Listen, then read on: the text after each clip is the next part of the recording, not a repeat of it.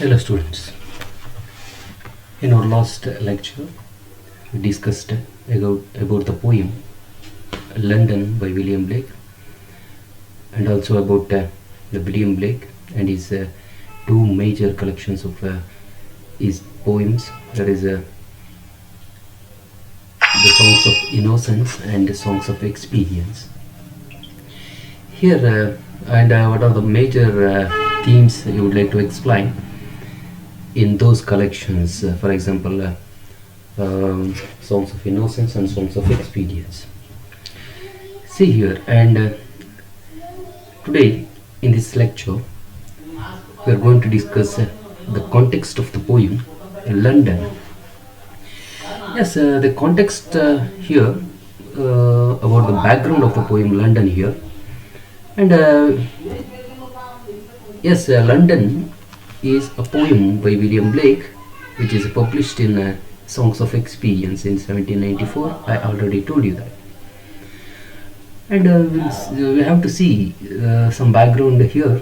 Blake actually he's lived in England, so writes of it as a resident rather than a visitor. See here, here the poem reveals the poet's feeling towards the society in which he lived. ನಾವು ನೋಡ್ಬೋದು London poem ಅಂತಕ್ಕಂಥದ್ದು William Blake ಅಂತಕ್ಕಂಥವನು 1794 publish ಮಾಡ್ತಾನೆ in his collections of the poems, that is songs of experience ಅಂತಕ್ಕಂಥದ್ದು.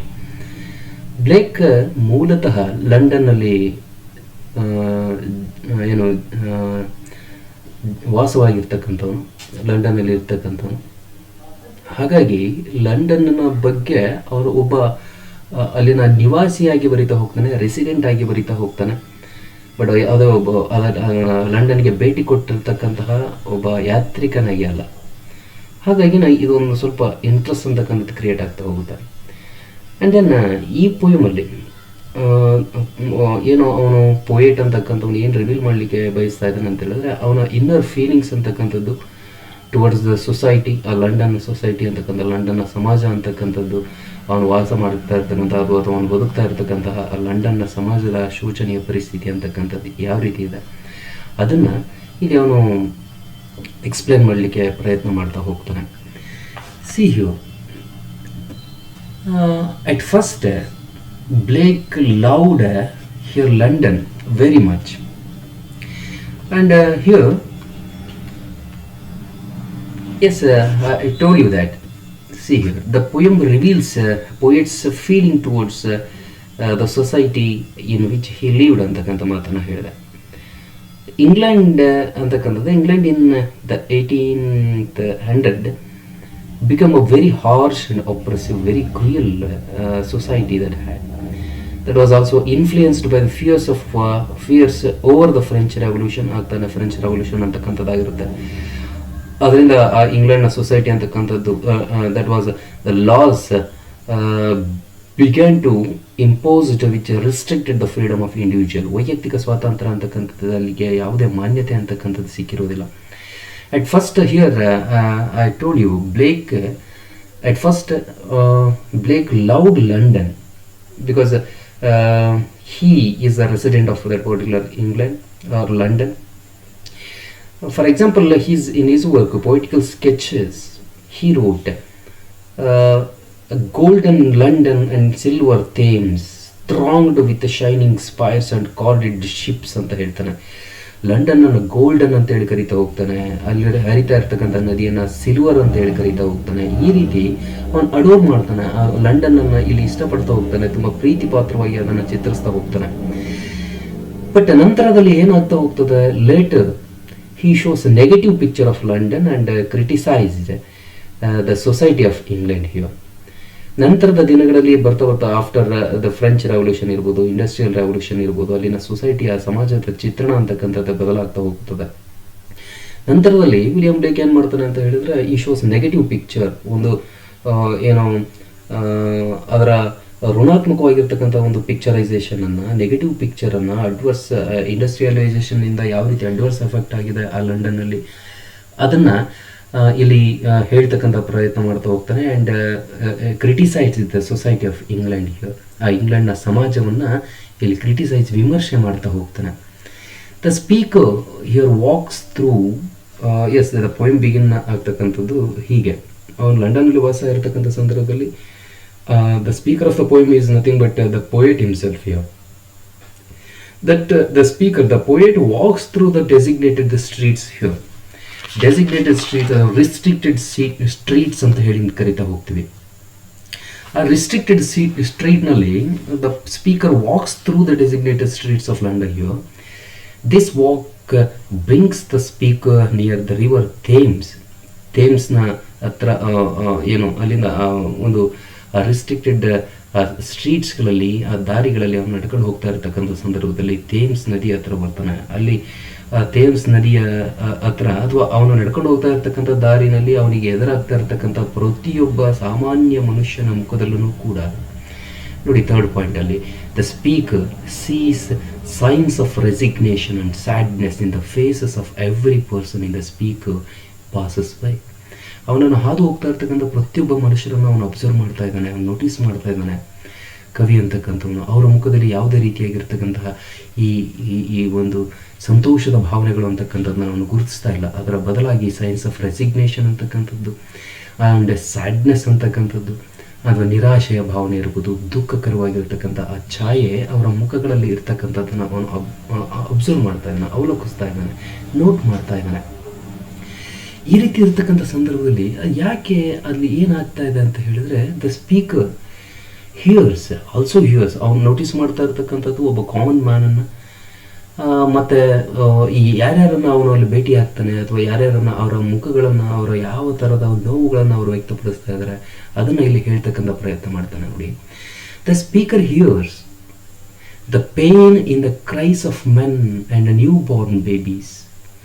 S, the speaker also hears the pain in the cries of the men cries of the men ಅಂತ ಹೇಳಿದ್ರೆ common man ಅಂತೇಳಿ ತಿಳ್ಕೊಳ್ಳಿ. And newborn babies, ಅದು ಹೇಗೆ ನಾನು poem ಮಾಡ್ಬೇಕಾದ್ರೆ ಅದನ್ನು ಹೇಳ್ತೀನಿ. Cry of young chimney sweeps ಇರ್ಬೋದು. And imagines their blood running down the walls of the palace ಇರ್ಬೋದು. ಸೋಲ್ಜರ್ಸ್ ಒಂದು ಕಾನ್ಸೆಪ್ಟ್ ಬರ್ತದೆ. ಆ ಸೋಲ್ಜರ್ಸ್ ಕೂಡ ಇಮ್ಯಾಜಿನ್ ಮಾಡ್ಕೊಳ್ತಾ ಇದ್ದಾನೆ, ಆ their blood running down the walls of the palace ಅಂತ ಹೇಳಿ ಕರೀತಾನೆ. ಆ ರೀತಿಯಾಗಿರ್ತಕ್ಕಂಥ ಒಂದು ಕ್ರಿಯಲ್ ಅಟ್ಮಾಸ್ಫಿಯರ್ ಅಂತಕ್ಕಂಥದ್ದು, ಕ್ರೂರವಾಗಿರತಕ್ಕಂಥ ಒಂದು ಪರಿಸ್ಥಿತಿ ಅಂತಕ್ಕಂಥದ್ದು ನಿರ್ಮಾಣ ಆಗಿದೆ after the French Revolution and Industrial Revolution there in England. And the speaker also hears, ಅವನು ಮತ್ತೆ ಕೇಳಿಸ್ಕೊಳ್ತಾ ಇದ್ದಾನೆ the midnight cries of young prostitutes. Prostitution ಅಂತಕ್ಕಂಥದ್ದು ಕೂಡ it is because of the birth of after the French Revolution and Industrial Revolution, the young prostitution was born there because of this industrial revolution. And the speaker also hears the midnight cries of young prostitutes. ಅದು ಹೇಗೆ ಅಂತೇಳಿ ನಾನು ಪದ್ಯ ಹೇಳಬೇಕಾದ್ರೆ ಹೇಳ್ತಾ ಹೋಗ್ತೇನೆ. ಹೀಗೆ ಒಟ್ಟಾರೆಯಾಗಿ ದ ಸ್ಪೀಕರ್ ಆಲ್ಸೋ ಹಿಯರ್ಸ್ ಈ ಒಂದು ಪೋಯಮ್ ಅಂತಕ್ಕಂಥದ್ದು it illustrates, the poem illustrate the effects ಆಗಬೇಕದು, ಸ್ವಲ್ಪ ಟೈಪ್ ಮಿಸ್ಟೇಕ್ ಆಗಿದೆ. Effects of modernity on the people and nature. Yes, ಆಧುನಿಕತೆಯ ಪ್ರಭಾವ ಅಂತಕ್ಕಂಥದ್ದು ಆ ಸಾಮಾನ್ಯ ಮನುಷ್ಯನ ಮೇಲೆ ಮತ್ತು ಆ ಪ್ರಕೃತಿಯ ಮೇಲೆ ಯಾವ ರೀತಿಯಾಗಿರ್ತಕ್ಕಂಥದ್ದು ರೀತಿಯಲ್ಲಿ ಆಗಿದೆ, ಪ್ರಭಾವ ಬೀರಿದೆ ಅಂತಕ್ಕಂಥದ್ದನ್ನು ಈ ಪದ್ಯದಲ್ಲಿ ಅವನು ಹೇಳ್ತಕ್ಕಂಥ ಪ್ರಯತ್ನ ಮಾಡ್ತಾ ಹೋಗ್ತಾನೆ. ಅದು ಕೂಡ through the discussion of dangerous industrial conditions, ಕೈಗಾರಿಕೀಕರಣದ ಆ ಒಂದು ಡೇಂಜರಸ್, ಅಪಾಯಕಾರಿಯಾಗಿರ್ತಕ್ಕಂಥ ಕ್ರೂರವಾಗಿರ್ತಕ್ಕಂಥ ಪರಿಸ್ಥಿತಿಯ ಹಿನ್ನೆಲೆಯಲ್ಲಿ ಈ ಪದ್ಯವನ್ನು ಹೇಳ್ತಕ್ಕಂಥ ಪ್ರಯತ್ನ ಮಾಡ್ತಾನೆ. ಅದರಲ್ಲಿ ಚೈಲ್ಡ್ ಲೇಬರನ್ನು ಕುರಿತಾಗಿ ಹೇಳ್ತಾ ಹೋಗ್ತಾನೆ. ಈ ಬಾಲ ಶ್ರಮಿಕ ಪದ್ಧತಿ ಅಂತಕ್ಕಂಥದ್ದು, ಬಾಲ ಕಾರ್ಮಿಕ ಪದ್ಧತಿ ಅಂತಕ್ಕಂಥದ್ರ ಬಗ್ಗೆ ಅವನು ಸವಿಸ್ತಾರವಾಗಿ ಈ ಪದ್ಯದಲ್ಲಿ ಹೇಳ್ತಕ್ಕಂಥ ಪ್ರಯತ್ನ ಮಾಡ್ತಾನೆ. ಅಷ್ಟೇ ಅಲ್ಲ, ಪ್ರಾಸ್ಟಿಟ್ಯೂಷನ್ನ ಬಗ್ಗೆ, ಈ ವೇಶ್ಯಾವಾಟಿಕೆಯ ಬಗ್ಗೆ ಅವನು ಇದರಲ್ಲಿ ಎಕ್ಸ್ಪ್ಲೈನ್ ಮಾಡ್ತಾ ಹೋಗ್ತಾನೆ. ಅಂದರೆ pathetic conditions of those prostitutes, harlots ಅಂತ ಹೇಳಿ ಬಳಸ್ತಾನೆ ಪೋಯಮ್ನಲ್ಲಿ. Midnight cries of harlots ಅಂತ ಹೇಳಿ ಬಳಸ್ತಾನೆ. ಆ್ಯಂಡ್ ಪಾವರ್ಟಿ, ಬಡತನ, ಕಿತ್ತ ತಿಂತಕ್ಕಂಥ ಬಡತನ ಅಂತಕ್ಕಂಥದ್ದು ಆ ಸಾಮಾನ್ಯ ಮನುಷ್ಯನ ಜೀವನದಲ್ಲಿ ಯಾವ ರೀತಿಯಾಗಿರ್ತಕ್ಕಂಥ ಬಡತನ ಇದೆ, ಆ ಬಡತನದಿಂದ ಇರ್ಬೋದು ಅಥವಾ ಅವರು ಅನುಭವಿಸ್ತಾ ಇರ್ತಕ್ಕಂಥ ನೋವುಗಳಿಂದ ಇರ್ಬೋದು, ಆ ಒಂದು ಅನ್ಯಾಯದ ವಿರುದ್ಧವಾಗಿ ದನಿ ಎತ್ತಬೇಕಾಗಿರ್ತಕ್ಕಂಥ ಈ ಸಾಮಾನ್ಯ ಮನುಷ್ಯರು ಏನಿದ್ದಾರೆ, ಬಟ್ ಯಾವುದೋ ರೀತಿಯಾಗಿರ್ತಕ್ಕಂಥ ಭಯದಿಂದ ಅವ್ರ ದನಿಯನ್ನು ಎತ್ತದೆ, ಪ್ರೊಟೆಸ್ಟ್ ಮಾಡದೆ, ಸೈಲೆಂಟಾಗಿ ಅಥವಾ ಸೈಲೆಂಟ್ ಸಾಬಿಂಗ್ ವಿತ್ ಕ್ರೈಸ್ ಅದನ್ನು ಅಳುವುದರ ಮುಖಾಂತರವಾಗಿ ತಮ್ಮ ಒಳಗನೆ ಆ ಅಳಲನ್ನು ತೋಡ್ಕೊಳ್ತಕ್ಕಂಥ ಪ್ರಯತ್ನ ಮಾಡ್ತಾ ಇರ್ತಕ್ಕಂಥದ್ದನ್ನು ಅದ್ಭುತವಾಗಿ ಈ ಒಂದು ಲಂಡನ್ ಅಂತಕ್ಕಂಥ ಆ ಪದ್ಯದಲ್ಲಿ ವಿಲಿಯಂ ಬ್ಲೇಕ್ ಚಿತ್ರಿಸ್ತಾ ಹೋಗ್ತಾನೆ. ಈ ರೀತಿಯಾಗಿ this is something about the background or context of the poem here. And ನಿಮಗೆ ಪದ್ಯ ಮಾಡ್ತಾ ಹೋಗಬೇಕಾದ್ರೆ ಈಸಿಯಾಗಿ ಅದರ ಅರ್ಥ ಆಗ್ತದೆ. Let me stop here. We will continue in our next video about the text of the poem here, London. ಅದರ ನಂತರದಲ್ಲಿ ಅದೊಂದು it is having 4 lines stanzas. 4 stanzas are there. We will discuss through stanza wise in our next meeting. Okay, thank you.